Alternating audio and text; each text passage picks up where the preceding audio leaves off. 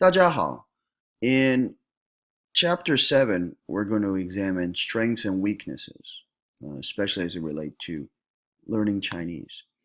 我们的第一个生词是容易，容易。第二，太，太。第三，真，真。第四，有一点儿，有一点儿。容易 is the exact opposite of none. It's used in the exact opposite way. 第七课的语法很容易。Lesson 7's grammar is very easy, 很容易。我都懂, I understand it. 可是生词太多 but the vocabulary is too much. 汉字也有一点难。The Chinese characters are a little bit hard. So in terms of kind of talking about the degree or the intensity of an adjective, we can use different things like 有一点儿, which means a little bit too much. It's kind of a negative thing, 有一点儿难, it's a little bit too hard. You can say 有一点儿容易, but it's a little weird. It's usually used for something negative, like something that's too hard, like 有一点儿快, it's too fast, right? 有一点慢, that's too slow if it's supposed to be slower. 有一点多, it's a little bit much. You can also say, use the word 太. I would say 太难了. It's too. This is really an adverb. I would say. 太多, it's a little bit too much, right? I can also use the word 真,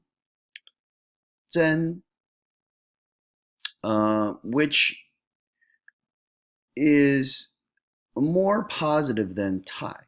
You know, 太 also, 有一点, both kind of have negative connotations. So 真 is usually more positive. So I can say something like, 你写字写得真好,真快. Oh, look, it's really good. It's really, really fast. So to kind of recap, 太 is sometimes negative, though. I guess if you really want to emphasize something, you can spin it as a positive. 真 is positive, and 有一点 is a little bit negative. When you use 太 and 真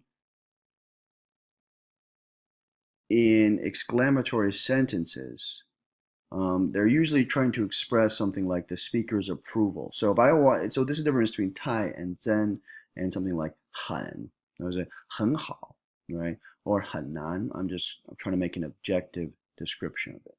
But if I'm trying to, like, oh, say I'm praising you, right? I'm saying, oh, 写得真漂亮, 写得真好. I'm trying to convey my excitement, right? Or if I say, 太难了, 太慢了, I'm trying to convey that I think it's just, that's really too hard. That's really too hard. Or too slow. Let's look at an example. 你写字写得怎么样? 他写字写得很好. Very objective statement. He's writing characters very well. What about this? 我喜欢写中国字.